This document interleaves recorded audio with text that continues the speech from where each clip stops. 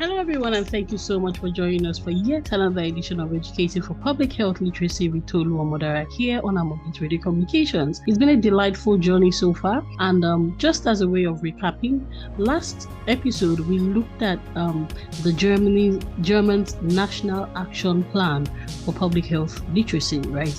Germany's National Action Plan for Public Health Literacy, which was developed in about 18 months and concluded in 2018.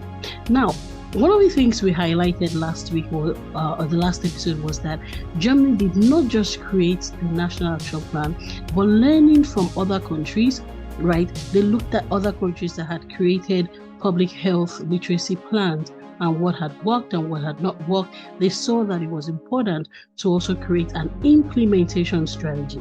I'll repeat that. So Germany did not just create a national action plan for public health literacy like other countries, right? They looked at the other countries, what had worked, what had not worked, and they decided to create an implementation strategy for the National Action Plan. Now, we're going to dwell a little bit on that because this is very critical, not just for public health literacy or public health issues, but generally in public policy issues and in policy issues, implementation is always a critical factor. It's not enough to create, it's very important to ensure that the policy that has been designed is as well implemented. So Germany studied about 9 countries. That was interesting. 9 different countries that had created national action plans before this, including the United States, which created one about 2010. They looked at Scotland, which created one about 2014. They looked at Australia, I think. They looked at 9 different countries, and learning from those 9 different countries, they decided to create an implementation strategy to ensure that the National Action Plan they created for public health literacy was likely to meet the point of implementation. Now, I must say that there are some things we have learned in the process of looking at what Germany did that are not entirely new to us in Amogate, because we have always been passionate about bridging the strategy performance gap, if we want to speak in terms of the private sector, or bridging the policy implementation gap, if you want to speak in terms of the public sector. So for us, implementation has always been a focus, and some of the things we discovered in the course of researching what Germany did to ensure the implementation of the Public Health Literacy Action Plan wasn't entirely surprising to us. But it was some kind of affirmation, and it's also some things we want us to learn from, those of us that are going to be responsible for, at the very minimum, advocating for public health literacy, right? It's important for us to learn from the lessons that Germany deduced from studying what had gone wrong or what had gone well in other countries' health literacy plans. Now, one of the things we noted and really appreciated was the fact that Germany recognized that implementation is a science. I'll repeat that. Germany recognized that implementation is a science. Public policy implementation is a science. There is a methodology to it, and they try to investigate what are the things that constitute the science of policy implementation, right? So they saw this as requiring 3 steps. 1, they saw that the science or the methodology required diffusion, it also required dissemination, and then implementation based on collaboration and co-production. I'll repeat. Based on what Germany found out, they decided on a process consisting on 1, diffusion, 2, dissemination, and then 3, implementation based upon collaboration and co-production. If you're here with us during the last episode, we actually said that if you want to have a collaborative approach to implementation based on what we have discovered from consulting in the private, non-profit, and public sectors, if you really, really want to implement collaboratively, then the design must also have been done as collaboratively as possible. And that's one thing we saw as we researched further for this episode. We were not surprised to see that Germany also got to that point where they decided to make sure that they co-created the public health literacy implementation strategy in order to ensure that the implementation actually got done, right? So what was diffusion for them? Diffusion generally was about spreading the message generally across different segments of society. Then dissemination was targeting the public health literacy message to a specific group that they had defined and determined to be strategic and critical in one nature or the other, right? So that was dissemination.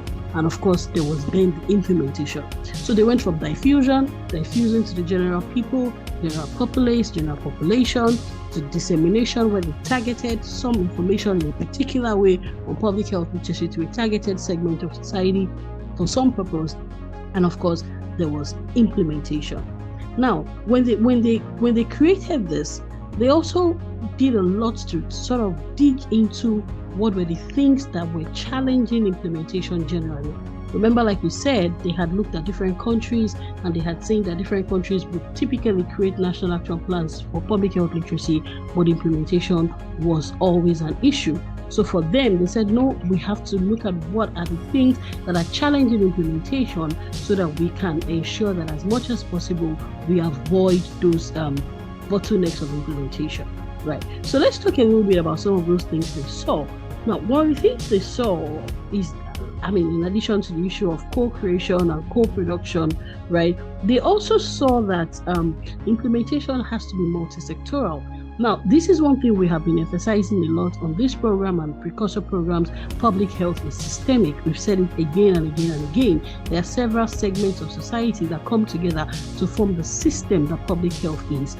It's very easy to think that public health is just about the health practitioners or medical experts, but the research has shown again and again that different elements, different segments of society come together to make up the system that public health is, particularly when you're now talking about public health literacy. Right? We are talking about public health literacy, two critical segments that Germany uncovered, so to say, are the education and the workforce / training segment.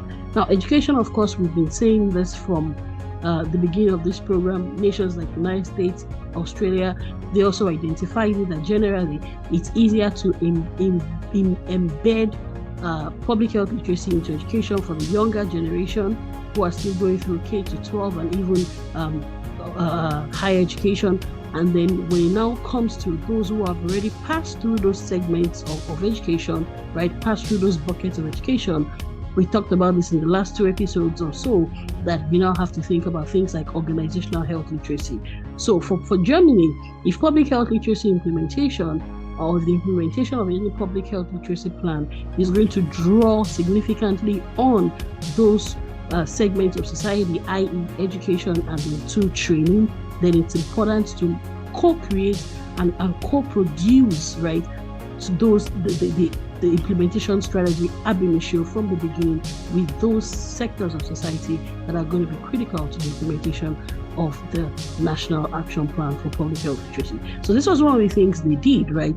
They recognized it from the beginning and they co-created with this segment the implementation strategy. Remember, now we're not talking about the National Action Plan for Public Health Literacy. Remember, we said they went beyond creating a National Action Plan for Public Health Literacy to developing an implementation strategy for this National Action Plan. That's one thing they did that other nations had not done from what we have seen so far in our research.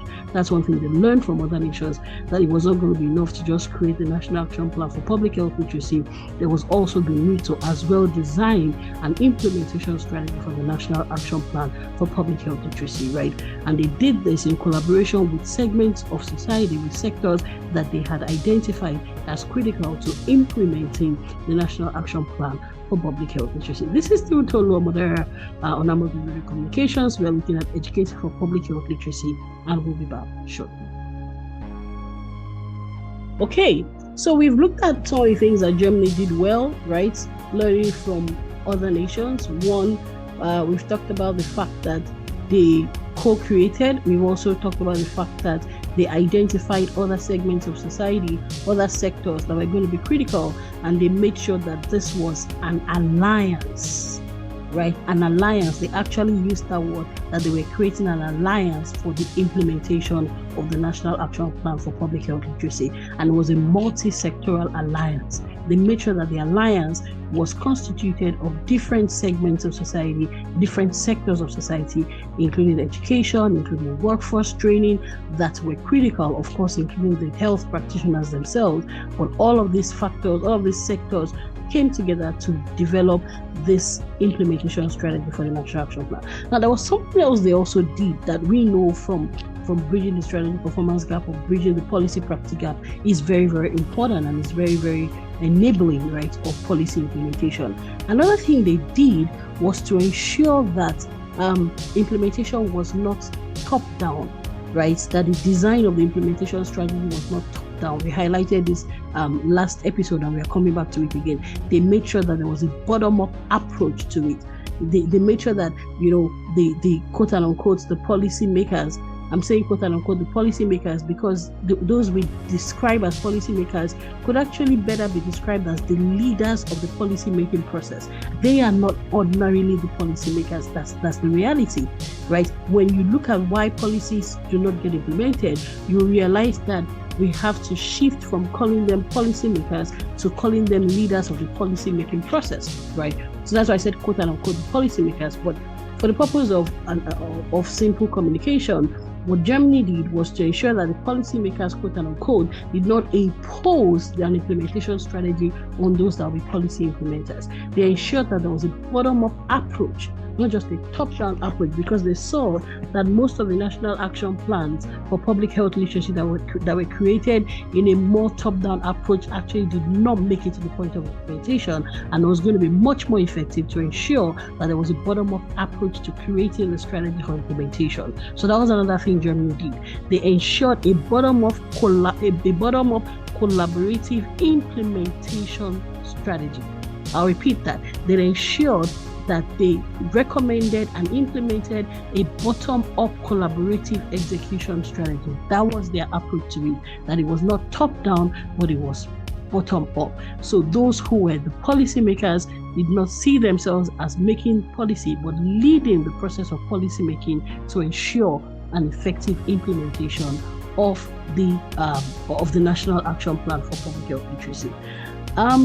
Let's go to the next thing they did. Another thing they did to enable policy implementation was that they ensured that they saw policy making as a process. I really, really like this. Because if you've ever dealt with change leadership or change management, which we do a lot in Amogate, you will recognize the need for this. So they saw that policy design is not a one-off activity. It's not a one-stop shop, right? It's not somewhere you just stop and get everything at once. No, they realized that it's a journey, it's a process, right? And they saw that it was important to ensure that it was a consistently continuous process, right? When I use the word continuous and I say consistently continuous, I'm more or less doing so for the sake of emphasis. So they realized the need to look at the process, look at the learnings, try to review what was learned, try to update the process, right, based on the learnings, and implement whatever changes they saw was necessary, and to continue that cycle. So they adopted a cyclical mentality, right, a cyclical approach to the implementation of the Public Health Literacy National Action Plan. And I felt that really helped them. Again, remember, they are doing this based on what they had learned from other nations that had created national action plans for public health literacy, but had challenges with the implementation. So another thing they saw was that they realized that it could not be seen as a one-off event, right? It was important that it should be approached from a process mindset, a cyclical mindset, right? So they adopted that cyclical mentality and they saw it as a continuous journey, more like a journey than a destination. So they continue to look at the lessons learned, they continue to review the process, they continue to adopt and adapt, and that way implementation of the public health literacy plan was likely to be much more assured. Well, this is still Tolu Omodera on Amogate Communications, and we are looking at educating for public health literacy, and we are now going to the issue of implementation. In previous episodes, we've looked at Australia, we've looked at the United States, we've looked at a couple of countries who have actually created national action plans, we've looked at some of the goals in the national action plan, but because we are very interested in implementation, we're very focused on execution, we have also said, okay, how far did these plans go, these national action plans for public health literacy, how far did they actually go when we talk about implementation? Did they get implemented? And one nation that we think might be some kind of a case study so far is Germany.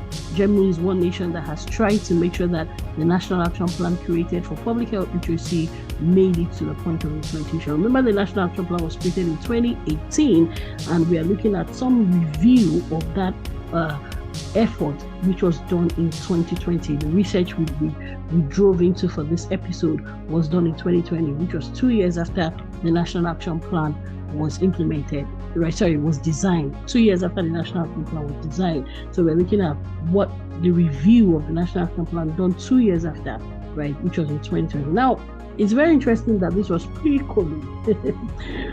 Hopefully, during the next episode, we're going to look at post-COVID and see whether any review of Germany's implementation strategy for public health literacy has been done post-COVID, right?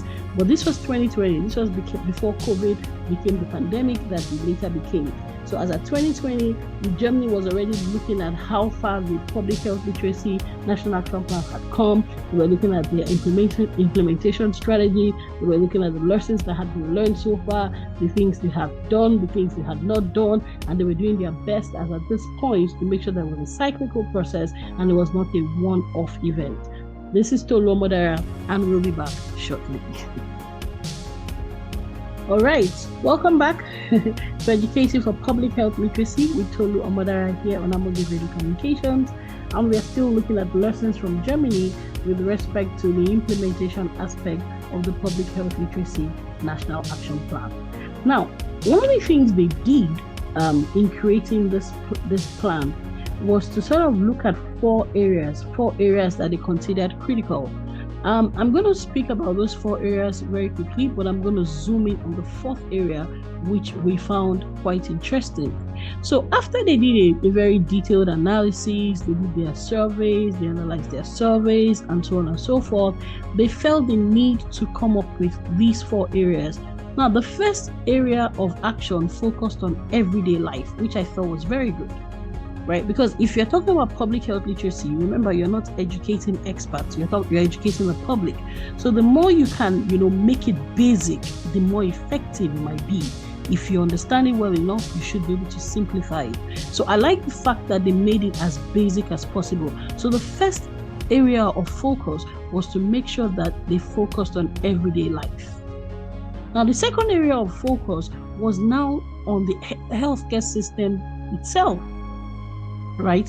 So they were trying to make sure that the healthcare system was as user-friendly and patient-centered as possible. I repeat that. They were trying to ensure that the healthcare system was as user-friendly and patient-centered as possible. Now, again, from my experience with consulting, we can tell you that sometimes if you're not careful, you are not going to focus your systems on the customers, in this case, the patient. You might be focusing your system subconsciously on you, like the organization, right? Or the institution, or the staff, or the expert.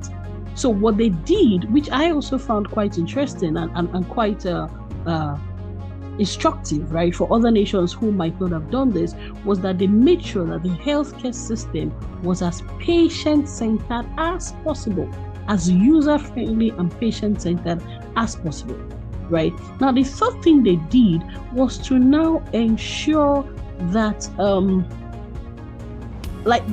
they had to make sure that the healthcare systems, right, was as was as focused as possible on chronic diseases and disorders.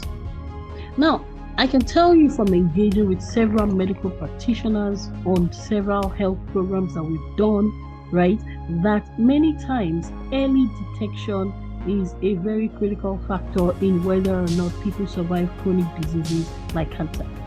It's such a huge differentiator that I'm glad that Germany actually focused one of their four special areas on chronic diseases and disorders. Because if there is any area where the impact of public health literacy can have a life-saving effect, it's honestly with chronic diseases. I'll give you a simple example. I remember speaking to one of our medical doctor resources, Dr. Maria Adelaja, many years ago. This was, I think, in 2013 or 2014.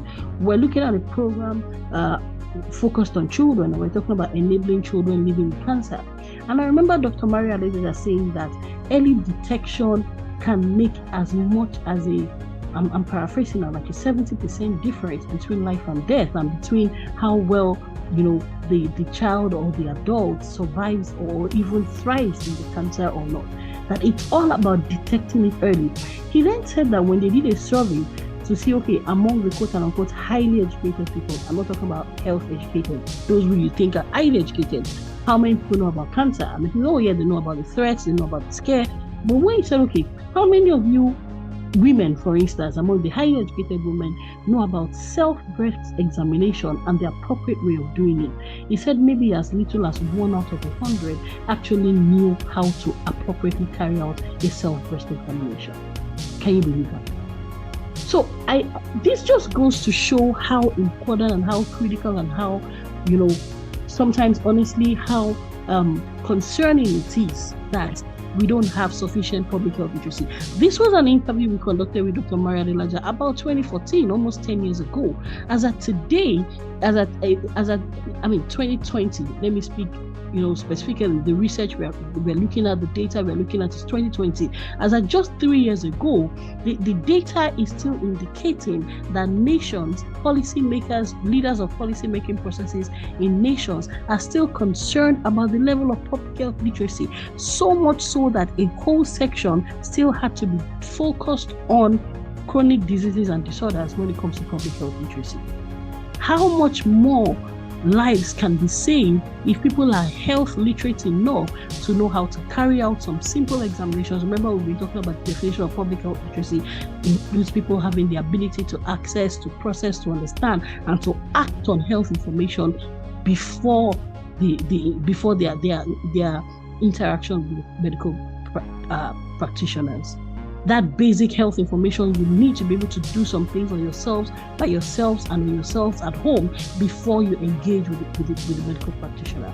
This can be very life-saving. So the third focus area for Germany, right, was chronic diseases. The first one, remember again, had to do with everyday life, which was very, very, very, I think for us, which was very remarkable, commendable, right? How do we bring health information to everyday life? To integrate it, including the leisure sector, the luxury sector. They made sure that they integrated health information in everyday life. So you're going to, for instance, take a bottle of beer with your friends, you're hanging out at the club, you have health information there. You're going to work, you have health information there. Of course, you're going to school, you have health information there. You're driving on the road, you have health information there. You're taking a train, you have health information there. So that was the first thing they did, to integrate it into everyday life. The second thing they did was to make sure that the healthcare system was as user-friendly and patient-centered as possible. Right? That was the second thing they did, to make sure that the healthcare system was as user-friendly and patient-centered as possible. So it was focused on the patient and not necessarily on the experts, who probably didn't even need as much health literacy as the patients anyway. Now, the third thing they did was the third focus area was chronic health diseases and disorders, which I've just talked about, where health literacy can have a literal life-saving impact. Now, the fourth and final area of focus then, which we also found interesting and also a little bit concerning, is research and funding. Research and funding. The conclusion as at 2020, I'm not talking about 2010, I'm not talking about 2014. The conclusion as at 2020 is that research on health literacy still needs to be expanded and appropriate funding needs to be provided. I'll repeat that. The conclusion, right, as at 2020 in Germany was that research still needs to be expanded and appropriate funding still needs to be provided. This is very, very concerning. This is an area that we think people need to, get a whole lot more of attention on. Let me tell you what my personal experience has been on this program so far. Since we started educating for public health literacy, which is, I think, the third public health program we've had on Amogit Radio Communications that I have thought on Amogit Radio Communications, right, that I have anchored. We've not found it this challenging to find a medical practitioner to be our guest. That's been my personal experience. Initially I was wondering why. But at some point in the research, I actually found out that the data shows that there is not sufficient public health literacy even among medical experts. Number two, in other words, it's one thing for you to know something and know it almost intuitively, like a medical practitioner. It's another thing for you to understand how to be able to communicate this in a manner that the everyday person can understand outside of your practice. And it's not necessarily the responsibility of the medical experts to do that, but policy makers, those leading the policy making process, have to ensure. And they've been doing it. That's why we had the National Action Plan for Public Health Literacy in the US in 2010. We had the one in Scotland in 2014. We had the one in Australia. We had the one in Germany in 2018. They've been doing it. But honestly, more needs to be done to ensure that we untangle, right, the process of ensuring effective implementation of public health literacy action plans. I'm going to repeat that. More needs to be done to ensure that we untangle the process of implementing national health literacy action plans. In one of our precursor programs, we had a lady, Dr. Olayinka Umar Farouk. We had her speak about communicating for public health, right? And she actually became a strategic behavioral communication expert, right? She's a medical doctor. She works with the World Health Organization, and at the peak of COVID, the World Health Organization realized that it was not enough to just, have the information. We now had to be thinking of how do we strategically communicate information on COVID in a world where misinformation was abundant, and the need for public health literacy became much more obvious when we had a pandemic staring us in the face. And so she became a strategic behavior change communication expert when we now had an infodemic as well as a pandemic. Now, interestingly, I was looking up the word infodemic a couple of days ago and found out that the word infodemic was actually coined before the pandemic. That's interesting. So it was before the pandemic.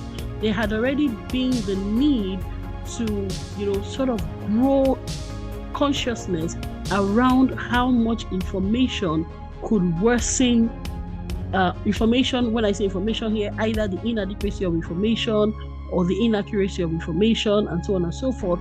There had already been the need to understand, or the need to expand an understanding of information and its impact on health, especially public health, had already been identified. That was already seen, right?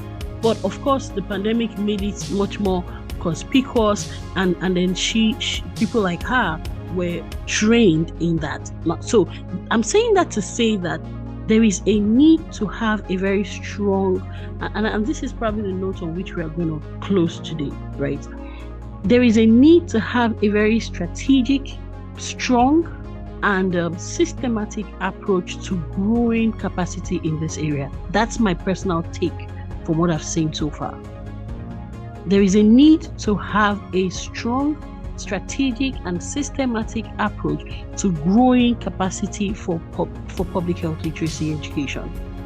I personally think that there might be an inadequacy of skills in this area, because one of the things I've seen is that sometimes when we're an expert in a particular area, we think that the fact that we know it means that we can communicate it, right? And so from or knowing, being skilled in something is one thing, but having the ability to communicate what you are skilled in is another thing.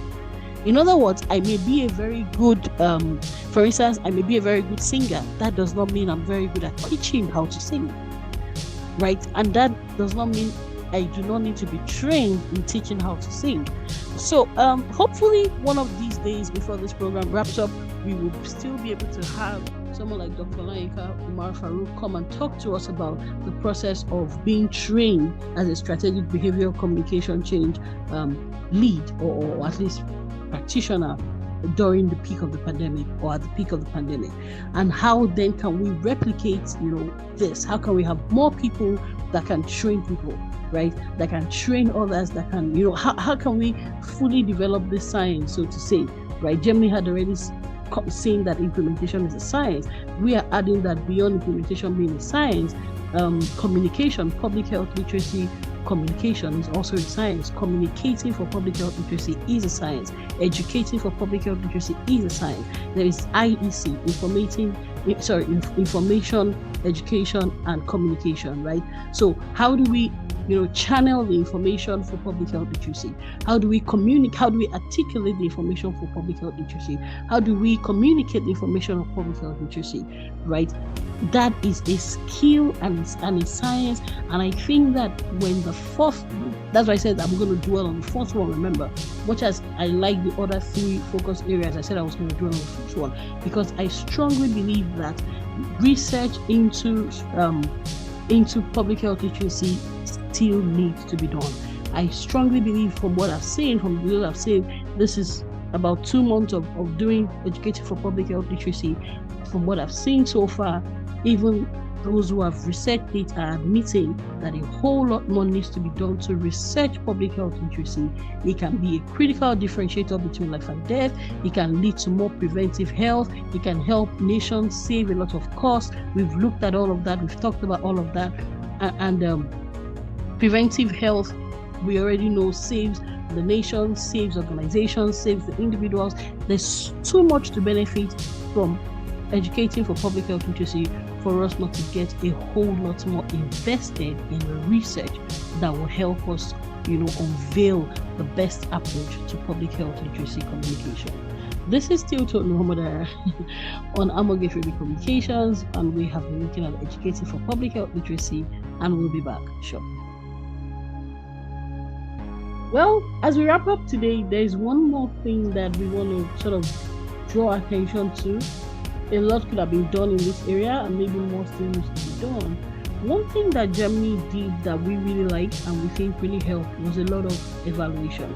They did a lot to evaluate efforts that had gone ahead of them in different nations. They looked at where the plans had been developed. They looked at if and how the plans had been implemented, what could have challenged implementation, what were the issues, and they learned from this, and this made them create an implementation strategy for the National Action Plan they had created. This made them go beyond just creating a National Action Plan for public health literacy to actually creating an implementation strategy for the National Action Plan. This made them focus the implementation strategy on a bottom-up approach, make it multi-sectoral, make sure that it is, it has a continuity approach.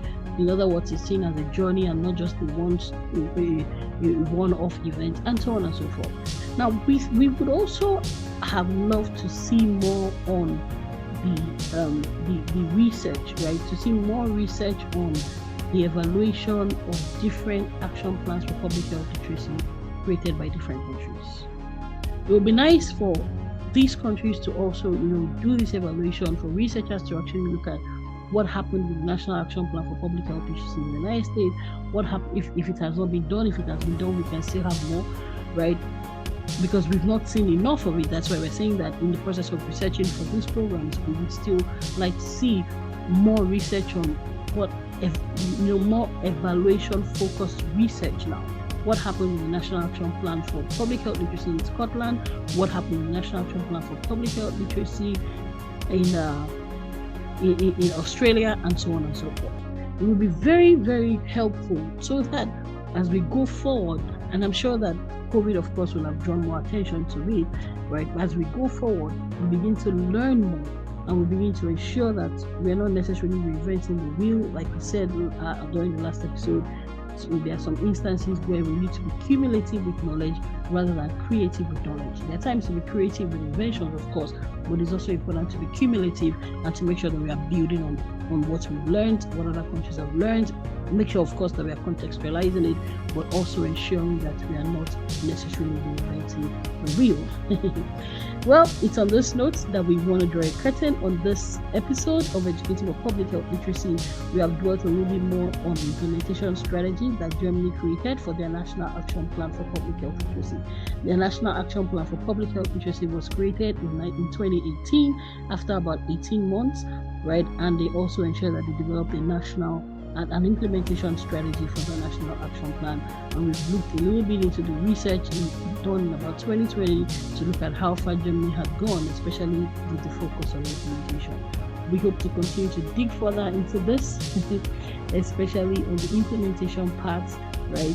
And we'll continue to share our thoughts and recommendations as we go along. This has been wonderful. This has been beautiful. Thank you for doing this with us. We hope to have you with us same time, same station next week. Until then, please be public health literate as much as you can and continue to do your best to advocate for public health literacy wherever you are.